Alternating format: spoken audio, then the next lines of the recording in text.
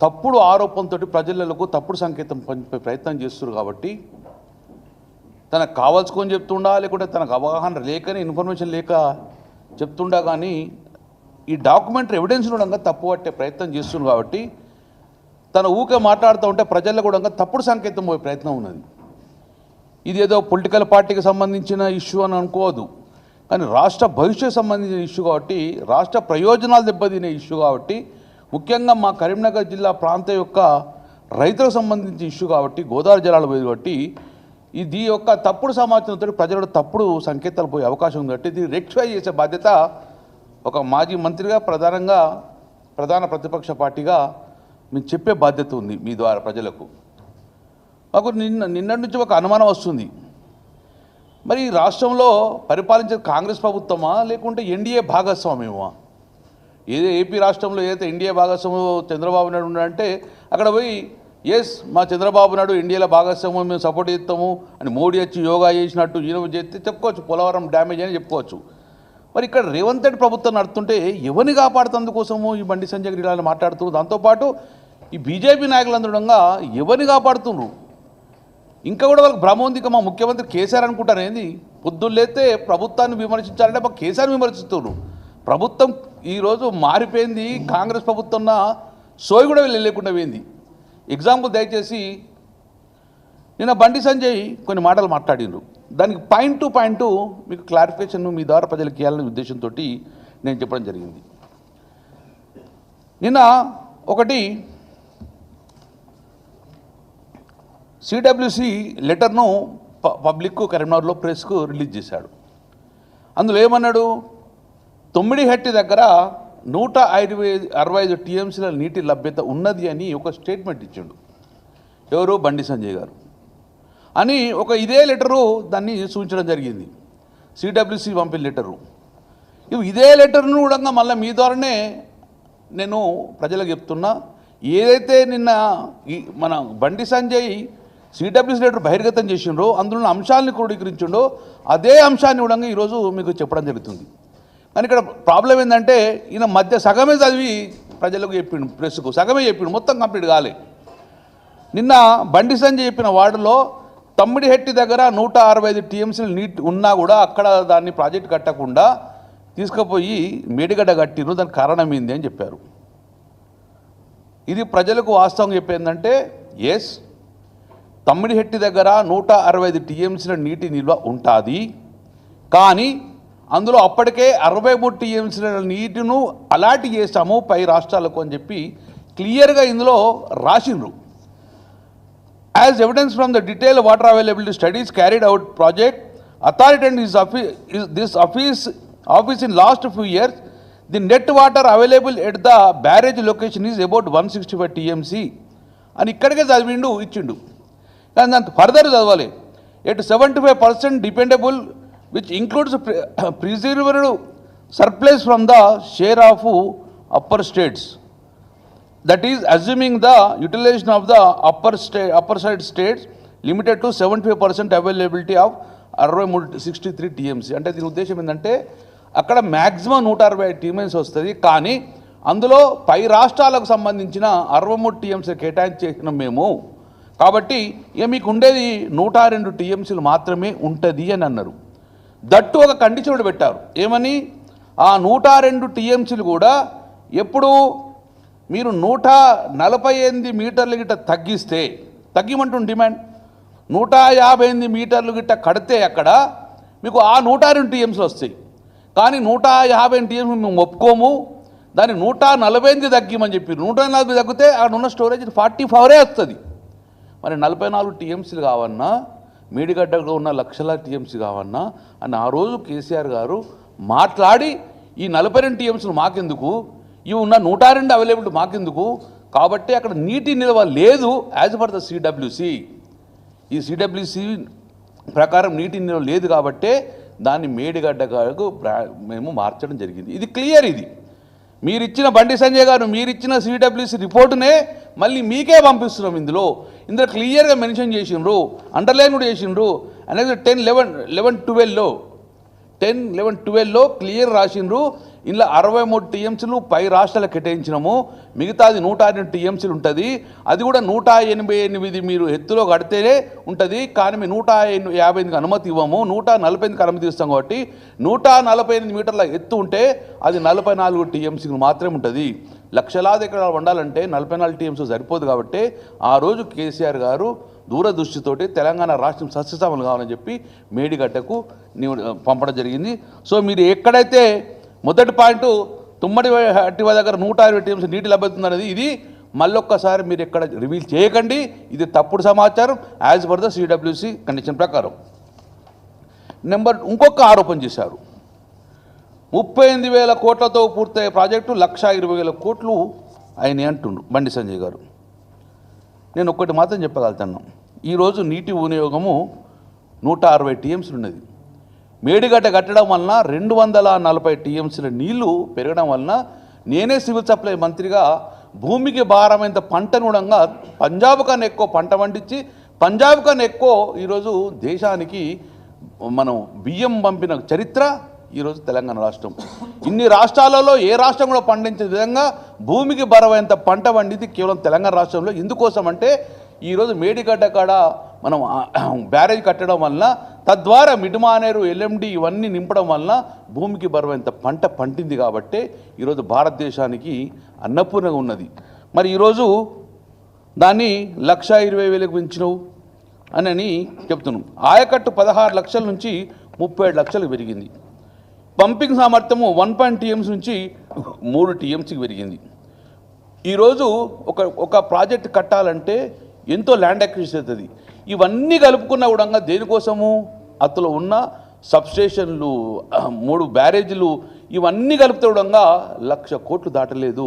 1,20,000 కోట్ల ఈరోజు స్కామ్. అంటే కాంగ్రెస్ పార్టీ ఏదైతే మాట్లాడుతుందో దాన్నే మళ్ళీ బండి సంజయ్ క్రోడీకరించే పరిస్థితి వచ్చింది. కాబట్టి ఇది కూడా వ్యాట్, ట్యాక్సులు అన్నీ మీకు సెంట్రల్ గవర్నమెంట్ ఇచ్చింది కదా, అవన్నీ కలుపుకున్న కూడా ఈరోజు భారతదేశంలో ఏ పెద్ద ప్రాజెక్టు కన్నా ఎక్కువ కాలేదు. కాబట్టి ఇది కూడా మీరు ఇంకొకసారి మీద ఎక్కువ అయిందని ఊకనకండి.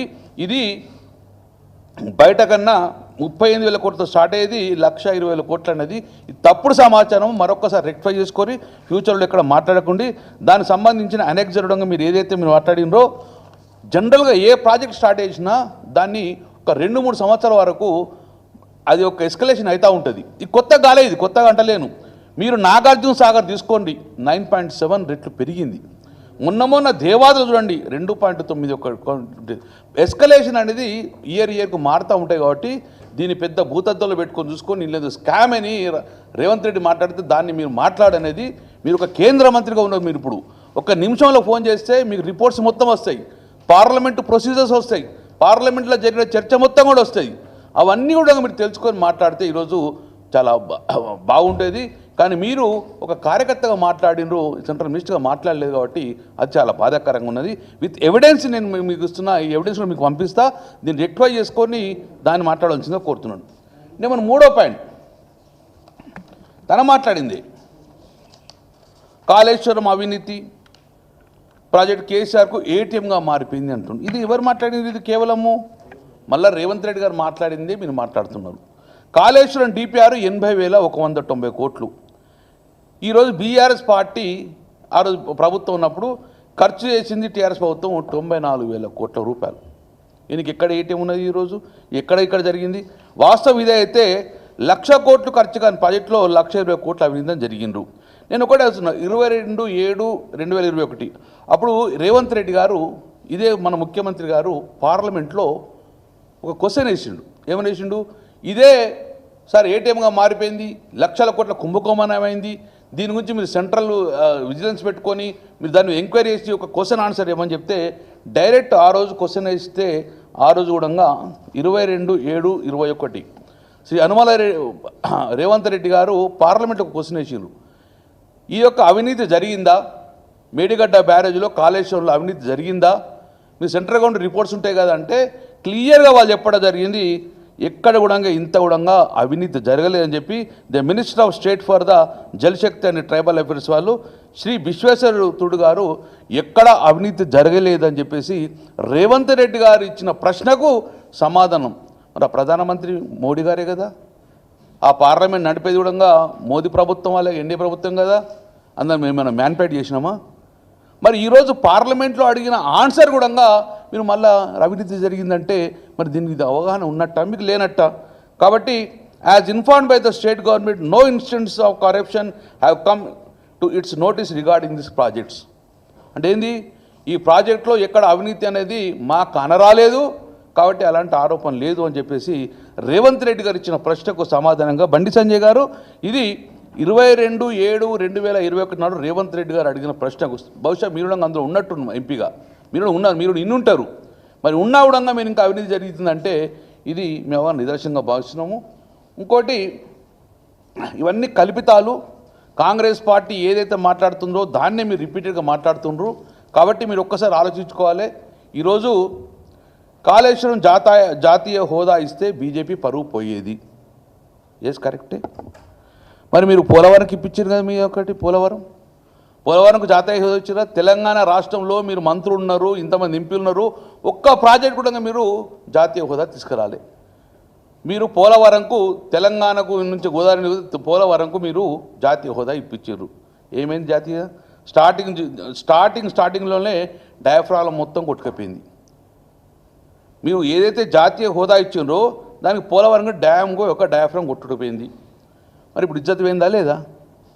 మీరు అన్నారా కాళేశ్వరం జాతీయ ఇస్తే బీజేపీ పరువు పోయేదని. మరి ఇప్పుడు ఎవరు పరువు పోయింది? మీరు జాతీయ హోదా ఇప్పించారు కదా. కాబట్టి పోలవరంకి మీరు జాతీయ హోదా ఇప్పించారు, ఎన్డీఏ భాగస్వామ్యం అక్కడ కట్టింది కాబట్టి పోయింది. కాబట్టి ఇప్పుడు ఎవరి ఇజ్జత్ పోయిందో ఒక్కసారి మీరు చూసుకోండి. ఈరోజు తెలంగాణ గడ్డ మీద బట్టి తెలంగాణ నిధులు వెళ్ళి మీరు ఇప్పించింది అటు. ఈరోజు ఇంకోటి, ఎన్డీఎస్ఏ కాళేశ్వరం ప్రాజెక్టు పనికిరా అని చెప్పిండ్రు. బండి సంజయ్ గారు సూటిగా ప్రశ్న అడుగుతున్నా. నిజంగా NDSA national dam security authority వారు ఏ రోజన్నా కూడా ఇలాంటి ఆరోపణ చేసిండ్రా? ఆరోపణ చేస్తే మళ్ళీ ప్రెస్ మీట్ కూడా రాను. క్లియర్గా ఎన్డీఎస్ఏ ఎక్కడ కూడా అలాంటి ఆరోపణ చేయలేదు. కాళేశ్వరము పనికొచ్చేదే, కానీ చిన్న చిన్న టెక్నికల్ ఇష్యూస్ సాల్వ్ చేసుకోమని చెప్పింది తప్ప కానీ ఏ రోజు కూడా మనకు కాళేశ్వరం పనికిరాని చెప్పలేదు. ఇది మీరు తప్పుడు ఆరోపణలు ప్రజలకు తీసుకెళ్ళరు, ఇది కరెక్ట్ కాదు, దీన్ని ప్రూవ్ చేయాలని కూడా నేను మళ్ళొక్కసారి చెప్తున్నాను. మేడిగడ్డ బ్యారేజ్ 7వ బ్లాక్లో మరమ్మత్తు చేపట్టండి, కానీ ఇట్స్ వెరీ గుడ్ ప్రాజెక్ట్ అని చెప్పేసి ఎన్డీఎస్సీ రిపోర్ట్ ఇవ్వడం జరిగింది. మరి మీరు గింత అంటున్నారు కదా, మేడిగడ్డలో ఒక్క పిల్లర్ గుంగిపోతేనే బొచ్చరంతా గుద్దుకుంటా ఏదో అవినీతి జరిగిందంటున్నారు కదా మీరు. మరి మీ కళ్ళ ముందు జరుగుతుంది. మొన్న ఈ ప్రభుత్వం వచ్చింది, కాంగ్రెస్ ప్రభుత్వం వచ్చిన తర్వాత ఎస్ఎల్బిసి కుప్ప ఊలిపోయింది. ఇదే సెంటర్లో మీరున్నారు, 2 మంత్రులు సెంట్రల్ మినిస్టర్ మీరే ఉన్నారు. రాష్ట్రంలో రేవంత్ రెడ్డి ప్రభుత్వంలో ఎస్ఎల్బిసి కూలిపోతే 8 మంది చచ్చిపోతే ఒక్కడు రాడు, ఎన్డీఎస్ఏ రాదు, ఒక విజిలెన్స్ ఎంక్వైరీ ఉండదు. మీరిద్దరు మాట్లాడారు, ఎంక్వైరీ అయ్యారు. అంటే అది అది ఆ స్కామ్ కూలిపోతే దాని మీద ఎంక్వైరీ లేదు, ఏం లేదు, బొచ్చలు గుద్దుకుండా లేదు, ఎన్డీఎస్ఏ రాదు, విజిలెన్స్ రాదు, ఘోష్ కమిటీ లేదు, ఏ కమిటీ లేదు. అంటే మీరిద్దరు కలిసే పని చెప్తున్నట్టుగా ఇక్కడ. ఇంకోటి, ఖమ్మం జిల్లాలో పెద్దవాకు మొత్తానికి కొట్టుకపోయింది, మొన్న కొట్టుకపోయింది. ఒక్క స్టేట్మెంట్ రాదు మీది, దాని ఎంక్వైరీ రాదు, మీరు విజిట్ పోసే పరిస్థితి లేదు. సుంకిశాల మొత్తం కుప్పగూలిపోయింది, సుంకిశాల, దాని మీద ఒక్క వాడు రాదు మీది, ఒక్కవాడు. ఇటు అరవింద్ అదే మాట్లాడతాడు, బండి సంజయ్ అదే మాట్లాడతాడు, ఎక్కడ చూసినా ఇదే మాట్లాడుతుంటారు. మరి ఇవేందుకో మాట్లాడతలేదు, ఇది మీరు కనబడతలేదు మీకు ఇది. బండి సంజయ్ గారు మీరు ఒక తెలంగాణకే మంత్రి కాదు, ఆంధ్ర కూడా మంత్రి మీరు. మరి ఇవి కూడా మీరు మాట్లాడాలి కదా. నెంబర్ 2, పాలమూరు పథకం వట్టంలో పంప్ హౌస్ మొత్తం ఊలిపోయింది. మొన్న కళ్ళ ముందు కనబడ్డది, దాని మీద మాట్లాడు. ఇవన్నీ కళ్ళ ముందు కనబడేటివే కదా. దీనికి ఎన్డీఎస్ఏ ఇప్పుడు రాదు, వాళ్ళకి ఫ్లైట్ టికెట్ దొరకదో, లేకుంటే తెలంగాణ దారి తెలియదు వీళ్ళందరికీ ఎక్కడుందో. కాబట్టి బీజేపీ ఉన్న కాంగ్రెసు ఈ తెలంగాణలో బలంగా నాటకపోయింది మైత్రబంధం. సో ఇంకోటి, పర్మిషన్ లేకుండా ఇష్టానుసారంగా ప్రాజెక్ట్ కట్టినాడు. ఇది ఎంత మూర్ఖత్వపు ఆలోచన అంటే, పర్మిషన్ లేకుండా ఇష్టానుసారంగా ప్రాజెక్టు కట్టారు. Is it possible in Telangana? 10 సంవత్సరాలు మీరేగా కేంద్రంలో ఉన్నారు, కళ్ళకు కడగకుండా ఇంత పెద్ద బ్యారేజ్ కడతారా? మాకు పర్మిషన్లు ఇచ్చింది ఎవరండి? కేంద్ర ప్రభుత్వం ఇచ్చింది. పర్మిషన్లు కడతామా? Kaleshwaram project status of clearance క్లియర్గా హైడ్రాలజిక్ క్లియరెన్స్ అన్ని క్లియరెన్స్ పర్మిషన్ ఇచ్చిందిగో మీకు పంపిస్తా బండి సంజయ్ గారు, కేంద్ర ప్రభుత్వం ఇచ్చింది. ఇదే హరీష్ రావు గారు కేసీఆర్ ఆదేశంతో మహారాష్ట్రలో 10 రోజులు కూర్చొని మహారాష్ట్ర ప్రభుత్వం నొప్పించడంగా ఈరోజు మనకు పర్మిషన్ తీసుకొచ్చి మేడిగడ్డ కట్టిండ్రు. కేంద్రం నుంచి మనకు పర్మిషన్లు వచ్చినాయి, వస్తేనే మేడిగడ్డ కట్టినాం. ఇదని చిన్న కలవట్ట కట్టేందుకు పర్మిషన్ లేకుండా? పర్మిషన్ లేదని ఎట్లా మాట్లాడతారు మీరు? పర్మిషన్ లేకుండా ఇష్టంగా ప్రాజెక్టు కట్టారంటే మరి ఈ పర్మిషన్ కాపీ ఏంది? కాబట్టి ఇవన్నీ కూడా అవగాహన లేకుండా మీరు ఒక మంత్రిగా డాక్యుమెంటరీ ఎవిడెన్స్ని పక్కకు పెట్టి మీరు మాట్లాడి కరెక్ట్గా ఇవన్నిటిని మీరు రెక్టిఫై చేసుకోవాలి. మీ పోరాటం అంతా మా మీద కాదు, మీ పోరాటం అంతా ఇప్పుడు ఏదైతే మీకు డ్యామేజ్ అయినా అవన్నీ కాంగ్రెస్ ప్రభుత్వం మీద పోరాటం చేస్తే మేము చాలా సంతోషపడే వాళ్ళము. ఇక తర్వాత చివరిగా కాళేశ్వరంలో నీళ్లు రాలేదు, పంట దిగుబడి పెరగలేదు. నేనే మంత్రి, మీరు ఎంపీ. మండే టెండర్లో కూడా మత్తళ్ళు దునికినాయి. ఎల్ఎండి కానీ, మిడ్ మానేరు కానీ, అప్పర్ మానేరు కానీ భూమికి బరువంత పంట వంటి కలవట్లో కొట్టుకునే పరిస్థితి వచ్చింది. మరి ఇన్ని 40-50 సంవత్సరాలు నీళ్లు రాలే కదా, మరి ఎక్కడి నుంచి వచ్చిన నీళ్లు? వర్షాలు పడ్డాయా? ఇది కేవలము మేడిగడ్డ నుంచి, అన్నారం నుంచి, సుందీల నుంచి, మేడారం నుంచి, డైరెక్ట్ రామడుగు నుంచి మిడ్మానేరు దాకా నీళ్ళు వస్తే ఆ యొక్క ఎండ్రూట్ మొత్తం కూడా ప్రజలు కాలువలు నింపించుకొని, చెరువులు నింపించుకొని సంతోషపడ్డారు. మేమందరం సజీవ సాక్ష్యాలు కదా, మేమందరం చూసినాం. మరి ఈ నీళ్ళు ఎక్కడి నుంచి వచ్చినాయి? కాబట్టి ఇవన్నీ కూడా తెలంగాణ ప్రజలను తప్పుదో పట్టించే ప్రయత్నం చేసుడు.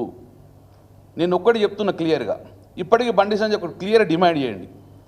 గోదావరి నీళ్ళు ఎక్కడ ఆగకుండా ఆంధ్రాకు పోయేటి, కాళేశ్వరం ప్రాజెక్టు కట్టడం వలన కాళేశ్వరం నీళ్ళు మొత్తం డైవర్ట్ అయ్యి తెలంగాణ మొత్తం సస్యశ్యామలం ఎందుకు పెరిగింది. ఈరోజు మేడిగడ్డ బ్యారేజ్ను రిపేర్ చేయకపోవడం వలన గత 50 సంవత్సరాలు ఎలా అయితే నీళ్లు పోయినాయో సేమ్ అదే నీళ్ళు ఇప్పుడు మళ్ళీ ఆంధ్రాకు పోతున్నాయి. అంటే మీ ఆలోచన ఏంది? మేడిగడ్డ రిపేర్ చేయొద్దు, ఆంధ్రాకు సజావుగా నీళ్ళు పోవాలన్నట్టే కదా, అంతే కదా. ఒక చిన్న రిపేర్ చేస్తే మళ్ళీ మేడిగడ్డ కూడా నీళ్ళు ఆగి లిఫ్ట్ చేసేవాళ్ళం కదా. అంటే ఆంధ్రాకు నీళ్ళు ఓనిస్తున్నారా మీరు అందరు కలిసి? అక్కడ చంద్రబాబు నాయుడు ఎన్డీఏ ప్రభుత్వం సపోర్ట్ ఇచ్చింది కాబట్టి మీరు అందరూ నీళ్ళు పోతారా? ఇది తెలంగాణకు అన్యాయం చేస్తున్నారు మీరు. ఇప్పటికైనా వెంటనే నిజంగానే కేంద్ర మంత్రి కిషన్ రెడ్డి గారు కానివ్వండి, బండి సంజయ్ గారిని చొరవ తీసుకొని మీది కాదు మాట్లాడేది, మేడిగడ్డ రిపేర్ చేసి నీళ్లు ఆపండి, నీళ్లు అరెస్ట్ చేసి లిఫ్ట్ చేసి తెలంగాణ ప్రజలకు ఇవ్వమని చెప్పి ఈ డిమాండ్ చేస్తే తెలంగాణ ప్రజలు సంతోషపడేవారు. ఇప్పటికే క్రాప్ తగ్గుతూ వచ్చింది, గ్రౌండ్ వాటర్ టేబుల్ తగ్గుతూ వచ్చేసింది. మీ కాన్సన్ట్రేషన్ అంతా కూడా కేసీఆర్ చేసిన దాని మీద భూతద్దం పెట్టుడు కాదు. ఈరోజు నీళ్లు మొత్తం గోదావరి నుంచి నీళ్లు మేడిగడ్డ అక్కడ ఆగకుండా చక్కగా ఆంధ్ర ప్రాంతం పోతున్నాయి. అక్కడ ఆ నీళ్ళు వాడుకుంటారు కాబట్టి మన నీళ్ళు మేము వాడుకుంటే కేసీఆర్ గారు 40-50 సంవత్సరాలు ఈ నీటి దోపిడి ఉందని చెప్పే మేడిగడ్డ అక్కడ బ్యారేజ్ కట్టి నీళ్లు లిఫ్ట్ చేసిండ్రు. నేను కూడా 2009 ఎమ్మెల్యే ఉన్నా. ఆరుదూడంగా చేవెళ్ళ ప్రాజెక్టు ఏమైంది? ఒక్క రోజన్న అసలు డీపేరన్న తయారైందా తమిళహెట్టి కాడ? అదే 50 సంవత్సరాలు ఇంకుంటూ వచ్చినా మళ్ళీ ఇంటుండే. కానీ కేసీఆర్ 3 సంవత్సరాల ప్రాజెక్టు కట్టి తెలంగాణ సస్యశ్యామలం చేసిండ్రు. మీ ఏడుపంతా ఆయన మీదే కాదు, ఈరోజు నీళ్లు పోతున్నాయి కిందికి, ఆ నీళ్లను ఆపి తెలంగాణ ప్రజలకు నీళ్ళు ఇచ్చే ప్రయత్నం చేయండి. కానీ భూతద్దం పెట్టుకొని తెలంగాణ ప్రజలకు, తెలంగాణ సమాజానికి తప్పుడు ఇన్ఫర్మేషన్ చేయకుండా ఇది డాక్యుమెంటరీ ఎవిడెన్స్, ఈ డాక్యుమెంట్ ఎవిడెన్స్ కూడా చూసుకొని ఇప్పటికైనా రియలైజ్ అయ్యి ప్రజలకు మాట్లాడండి. ఇప్పుడు మాట్లాడవలసింది మీరు రేవంత్ రెడ్డి ప్రభుత్వం మీద మాట్లాడి ఏదైతే కుప్పగూలిపినో ఇవన్నీ మేము చెప్పినాయో వీటి మీద ఎంక్వైరీ ఎన్డీఎస్ఏ రిపోర్ట్ తెప్పించుకోర్రి, ఖమ్మంలో కానివ్వండి ఇవన్నింటి ఖమ్మం రిపోర్ట్ తెప్పించుకోర్రి, దాని మీద ఎంక్వైరీ అండి. దాంతోపాటు ఈరోజు మేడిగడ్డ కాడ నీళ్ళు అరెస్ట్ చేసి తెలంగాణ నీళ్ళు ఇవ్వండి, లేకుంటే ఆ గోదావరి నుంచి కిందికి వెళ్ళి సముద్ర పాలవుతున్నాయి. కాబట్టి దాని మీద కాన్సన్ట్రేషన్ ఒక కేంద్ర మంత్రిగా అని చెప్పేసి మీకు ఇది చెప్పడం జరుగుతుంది.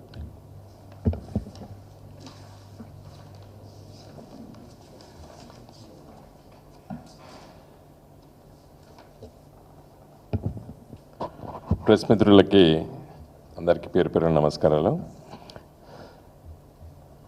గంగుల కమలాకర్ గారు చాలా విషయాలు సవివరంగా వివరించారు. నిన్న బండి సంజయ్ గారు